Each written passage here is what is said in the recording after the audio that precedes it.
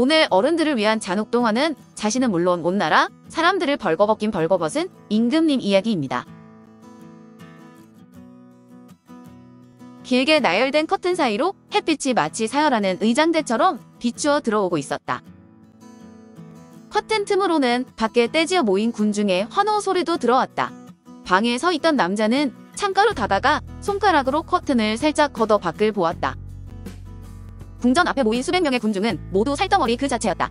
팬티 한 장만 입는 남자부터 속 블라우스만 걸친 여자, 길게 자란 수염을 옷으로 대체한 노인, 진흙으로 몸을 칠한 아이들, 그리고 문자 그대로 알몸인 사람들까지 저마다 자신의 방식으로 피부를 드러내고 있었다. 심지어 궁전을 지키는 경비대마저 갑옷은커녕 속옷 하나 걸치지 않은 채 군화와 건틀릿과 투구만 쓰고 창을 위험있게 들었다. 남자는 흡족한 미소를 지으며 탈의실로 향했다. 거울에 비친 남자는 수십 가지 보석으로 장식된 황금 왕관의 붉은 머리가 눈에 띄는 홀을 쥐고 있었으며 온몸에 황금색, 붉은색, 흰색으로 이루어진 의복을 입고 있었다. 국왕인 그는 곧 군중 앞에서 연설할 예정이었다. 보통의 임금이라면 더욱더 화려한 의복과 장식들을 걸치겠지만 이 나라의 임금은 옷을 하나 둘씩 벗기 시작했다. 먼저 홀을 붉은색 쿠션 위에 내려놓고 화려한 왕관을 벗은 뒤 목 아래 매듭을 풀자 뒤로 길게 늘어뜨린 망토가 스르륵 바닥으로 떨어졌다. 상의에 반짝이는 황금 단추를 하나씩 풀고 사자머리 벨트를 느슨하게 풀었다. 상의를 벗고 바지의 단추도 풀어벗자 흰색 속옷과 스타킹만 신고 있었다. 왕은 그 상태로 아무것도 없는 마네킹 앞에 섰다. 마네킹은 머리와 두툼한 가슴을 드러냈지만 팔다리가 없는 모습이 본래의 용도를 상실했음을 상징하는 듯했다.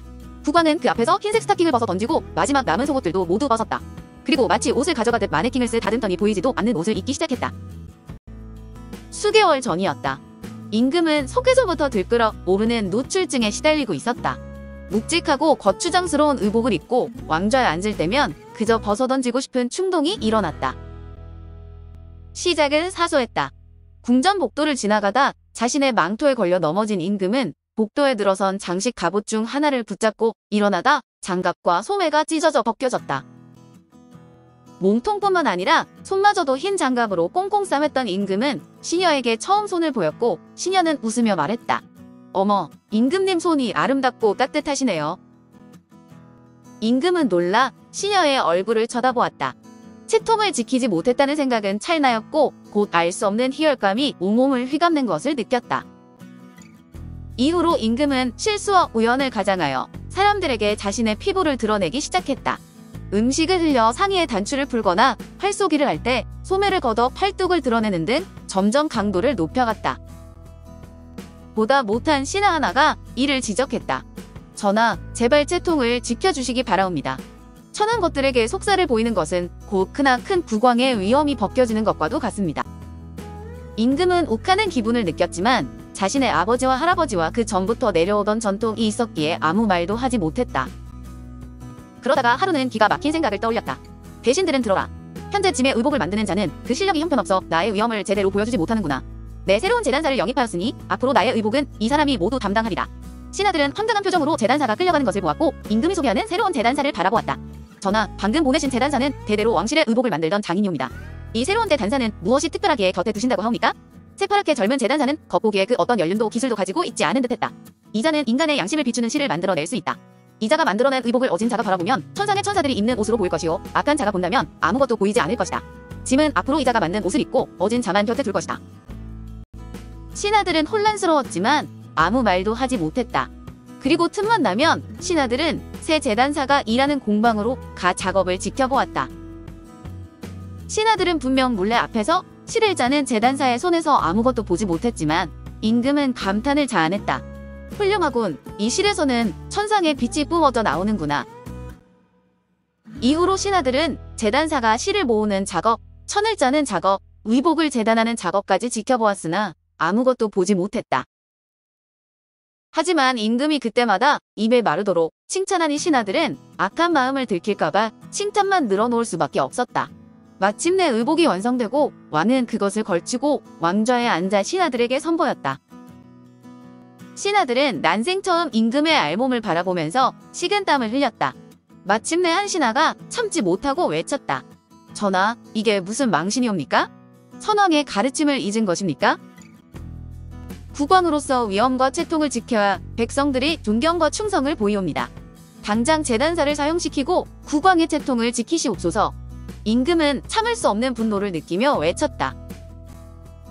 백성들의 존경과 충성이 한낱 의복에서 나온다는 말이냐? 나는 존재만으로 이 땅의 모든 것에 명령을 내린단 말이다. 너는 내가 아니라 의복에 충성을 다하고 있었던 것이란 말이냐? 내 놈은 속에 악이 가득하구나. 당장 이자를 처형하라. 항의를 외쳤던 신하가 다시 입을 열려는 순간 뒤에서 칼날이 번쩍이더니 가슴팍으로 칼이 꿰뚫고 나왔다. 피가 뿜어져 궁전을 어지럽혔고 신하들은 공포에 질려 아무 말도 못하고 고개를 떨구었다. 또 누가 나를 알몸이라 하느냐? 임금이 외치자 신하들은 앞다투어 찬사를 보냈다. 전하, 새 의복이 훌륭하시옵니다. 의복이 천상의 빛을 뿜어내니 하늘의 천사들과 어울리시는 듯합니다.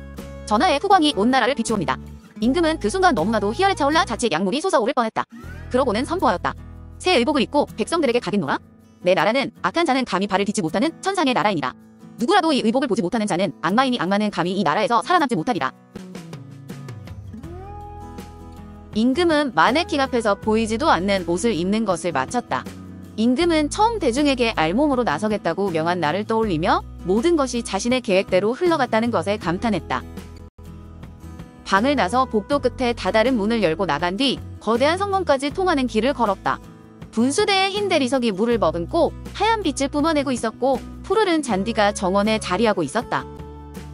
정원을 가로질러 성문까지 가는 길의 양옆에는 가로수 대신 마네킹이 나열되어 있었는데 마네킹은 국왕이 그동안 입었던 거추장스러운 의복들을 걸치고 있었다. 마네킹은 죽은 인간의 상체였다. 임금의 탈의실에 있던 마네킹과 마찬가지로 팔다리가 없고 상체만 박제된 채 꼬챙이에 껴 국왕의 옷을 걸치고 있었다. 방부 처리가 안 되는 눈알과 혓바닥은 뽑혀서 없었고 그 자리는 차가운 공기만이 을씨년스럽게 통하고 있었다. 가장 앞자리에는 임금에게 처음 알몸을 외쳤던 신하가 있었다. 신하는 제대로 방부 처리가 되지 않아 미라같이 삐쩍 말랐다. 그 다음에는 임금이 처음 거리를 나섰을 때 알몸이라 놀렸던 소년이 있었다. 몸집이 작은 소년은 꼬챙이가 몸을 관통하여 목을 꿰뚫고 입으로 나와 있었다. 그 다음은 임금에게 억울함을 호소했던 소년의 어머니가 있었고 다음은 임금을 보고 웃었던 상인이 있었다. 다음에는 외국에 파견되었던 외교관이 임금의 소식을 듣지 못한 채 궁전에 도착하여 알몸을 보고 놀랐다가 팔다리가 잘려 꼬챙이에 꿰었다. 그 다음에도 인간 상체가 각양각색의 이유로 꼬챙이에 꿰어 임금의 의복을 입고 있었다. 성문을 열고 나서자 수만 명의 알몸이 환호성을 질렀다. 임금님이 이 땅에 강림하셨다. 임금님, 실로 천상의 왕이시옵니다. 임금님의 후광이 모든 사람에게 비추옵니다. 임금님, 사랑합니다. 임금님의 영광이여 영원하여라. 수십, 수천, 수만의 찬사가 떠올랐다가 파묻혔다. 온 나라에는 새 재단사가 짜는 실로 만든 옷이 대유행이었다. 사람들은 투명한 옷을 입으며 뽐냈고 점점 알몸을 남에게 보이는 것이 부끄럽지 않게 되었다. 나아가 알몸을 남에게 보이는 쾌락에 빠진 사람들도 있었다. 사람들은 군중에 파묻혀 서로 알몸을 비벼댔고 온 군중이 쾌락의 도가니로 울부짖었다. 그 중심에 있는 임금은 지붕 없는 커다란 의전용 마차에 올라 두 팔을 벌리고 있었다. 백성에게 알몸의 모습을 보일 때마다 온몸의 전기와도 같은 쾌감이 흘렀다. 임금은 자신의 양물을 한껏 부풀렸다. 팽팽한 양물은 의전용 마차에 가려져 있었고 상체만 대중에게 보였다. 더 큰 만족감을 느끼고자 임금은 마차 지지대 위로 올라섰고 자신의 부풀어 오른 양물을 국민에게 거리낌 없이 보여주었다. 임금은 마차 위에 올라서서 두 다리를 벌리고 쾌락에 찬 표정을 지었다. 그때 신하 한 명이 마차에 뛰어올라 임금에게 다급하게 보고했다. 전하, 이웃 나라가 쳐들어왔습니다. 그들이 왕국을 차지하겠다고 선포를 했습니다. 뭐라고? 당장 군대를 끌고 나가 방어하라? 왕국은 무너지는데 채 3일이 걸리지 않았다. 임금의 군대는 갑옷에 걸치지 않아 이웃나라 군대의 화살에 비해 속수무책이었고 하루하루가 지날 때마다 화살꽂이가 된 시체들이 쌓여갔다. 마침내 이웃나라 장군이 성문을 부수고 왕좌 앞으로 걸어갈 때 임금은 공포에 질려 무거운 왕관과 호를 떨어뜨리는 것도 모르고 왕좌 뒤로 채통 없이 숨었다. 이웃나라 장군의 부하들은 임금을 찾아내 끌어내렸고 장군은 왕좌에 앉은 채 임금을 내려다보았다. 실오라기 하나 걸치지 않은 채 머리를 조아리는 임금은 장군의 눈에 시장 잡상인보다도 못한 존재였다. 뭐라느냐? 당장 이 짐승을 처형하라? 임금은 이 말에 참지 못하고 화를 냈다. 어찌 그런 야만스러움을 보이느냐? 나는 패배했으나 일국의 왕이고 너는 승전했으나 얘를 아는 나라의 장군이 아니더냐? 승자가 패자의 국왕에게 보여야 할 예법이 있지 않느냐? 장군은 콧방귀를 끼며 대꾸했다. 국왕? 이 나라의 예법을 보여야 할 국왕이 어딨느냐? 예법이란 본디 옷 위에 걸치는 것이다. 옷이 있어야 위엄이 있고 예법이 있으며 권력이 나오는 것이다. 너 자신을 보아라. 피동피동 허연 살집을 드러낸 게 푸죽간에 되지만도 못하구나.